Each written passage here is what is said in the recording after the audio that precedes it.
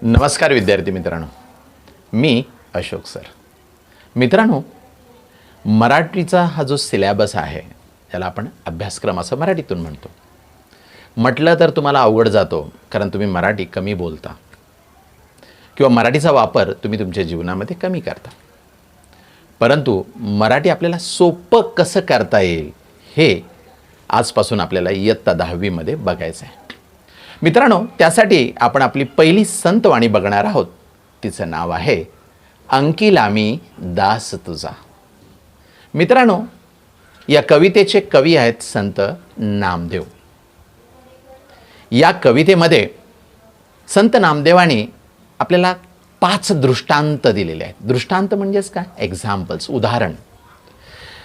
परमेश्वराची कृपा आपल्याला मिळावी किंवा परमेश्वराची कृपा आपल्यावर व्हावी म्हणून आपण देवाची याचना करतो, विनंती करतो, देवाला रिक्वेस्ट करतो, आर्जव करतो. आणि ही विनंती करत असताना देव आपल्याशी किंवा आपण देवाशी कसे जोडलेलं असतो हे या 5 दृष्टांतातून सांगितलेलं आहे. मित्रांनो, या 5 दृष्टांतातून त्यांनी आपल्याला ईश्वर कृपेची याचना केलेली आहे. ते करत असताना ही कविता आपल्याला सोपी कशी, आपल्या लक्षात कशी राहील यासाठी तिची सगळ्यात पहिलं आपण काय करायचं आहे तर ट्यून आपल्याला लक्षात घ्यायचे आहे. यासाठी मी काय केलं आहे की फुटबॉलसाठी एक प्रसिद्ध गाणं होतं, तुम्हाला माहिती आहे, वक्का वक्का. तर त्या गाण्याच्या चालीवर ही कविता मी म्हणणार आहे.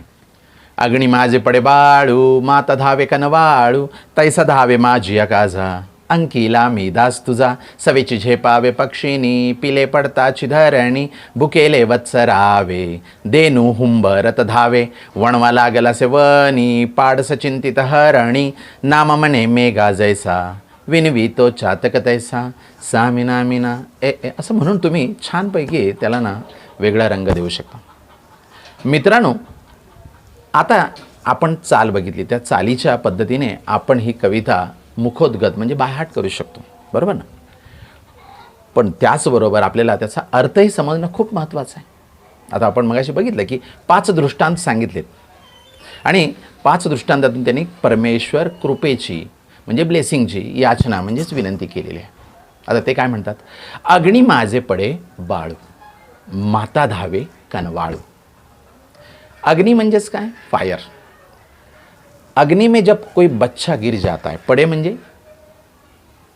त्याच्यामध्ये अग्नीच्या जवळ जातो आणि अशा वेळेला तो जवळ जात असताना त्याची माता खूप चिंतित होते.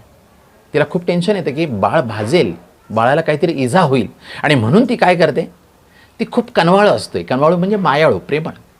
ती प्रेमळ माता जी आहे ती त्याच्या मागोमाग धावते आणि त्याला उचलून सुरक्षित ठिकाणी ठेवते.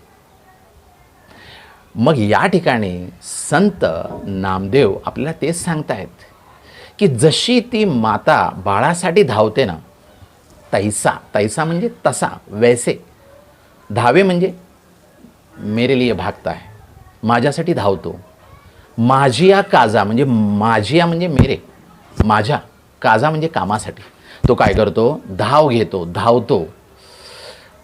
कारण का धावतो तो? कारण अंकिला मी दास तुझा, कारण मी त्याच्याशी जोडला गेलोय. मैं उससे अलग नहीं हूँ, मी त्याच्यापासून वेगळा नाही. आय एम कनेक्टेड विथ हिम. मी त्या देवाशी जोडला गेलोय, जुडा हुआ हूँ मैं उस भगवान से. आणि म्हणून देव माझ्या कामासाठी, माझ्या कार्यासाठी काय करतो? धावत येतो. आता दुसरा दृष्टांत दिलेला आहे त्यांनी. सवेची झेपावे पक्षिणी. पक्षिणी म्हटलं की आपण म्हणजे फिमेल बर्ड. सवेची म्हणजे इमिडिएटली, लगेच. झेपावे म्हणजे फ्लाइंग, झेप घेतो. ही पक्षिणी जी आहे ना ती झेप घेते. का झेप घेते? कारण घरट्यामधून नेस्ट, घोंसला, उस घोंसले से जब उसका बच्चा गिरता है, त्या घरट्यातून जेव्हा तिचं बाळ जे आहे ते पडतं ना खाली, तेव्हा तिला खूप चिंता होते की कुणीतरी येऊन त्याला इजा करेल, मारून टाकेल, आणि म्हणून ती वेगाने त्याच्याजवळ जाते आणि त्याला सुरक्षित करते. हे दृष्टांत दुसराही किती छान आहे बघा. त्याच्यासोबत त्यांनी तिसरा दृष्टांत दिला आहे. ते म्हणतात भुकेले वत्सरावे. वत्सर म्हणजेच काय तर वासरू, गाय का बछड़ा. उसको जब भूख लगती है ना, माँ, ओ माँ को आवाज़ देता है आईला तो आवाज देतो. आपण कसं आईला म्हणतो, हाक मारतो, ए मम्मी मला भूक लागली आहे, तसं ते सुद्धा वा करून ते ओरडतं. मग अशा वेळेला ना, ज्या वेळेला ती हाक मारतं ना, त्या हाकेला साथ घालते कोण? त्याची मम्मी. म्हणजेच कोण? धेनू. धेनू म्हणजे गाय. ती धेनूसुद्धा ती हुंबरते. हुंबरणे म्हणजेच काय? अभी जो मैंने आवाज़ निकाला मॉ, उसको बोलते हुंबरत.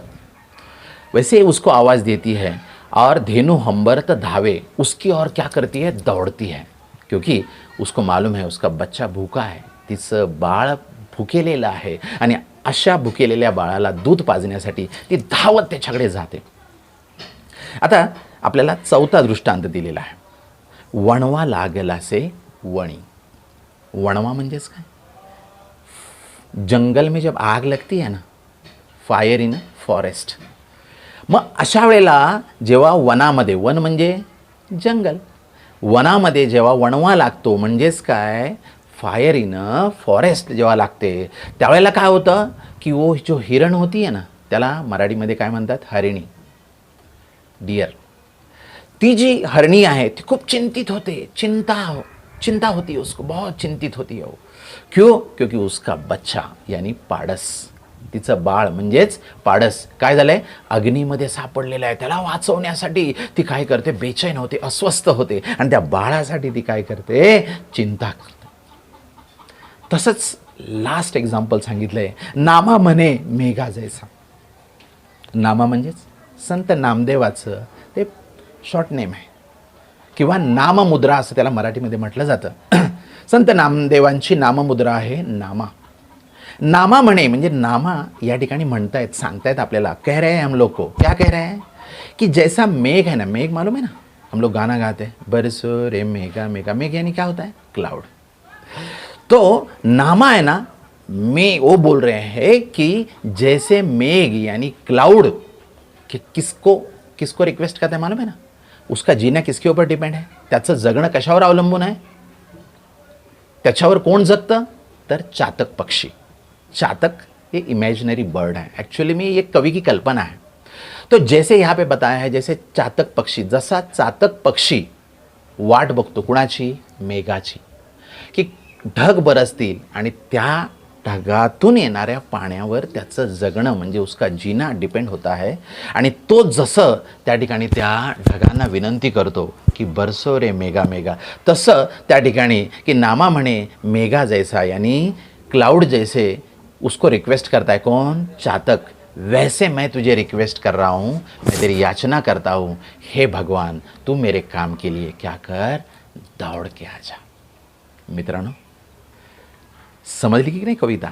खूप सोपी कविता आहे. तुम्ही जर समजून घेतलीत तर ही कविता तुम्हाला अतिशय सोपी जाईल. तर त्याच्या अगोदर काय करा? थोडंसं वक्काच्या चालीवरती बाह्याट करा आणि मग त्यात जो तुम्हाला अर्थ अपेक्षित आहे तो त्या ठिकाणी लक्षात येईल. नमस्कार.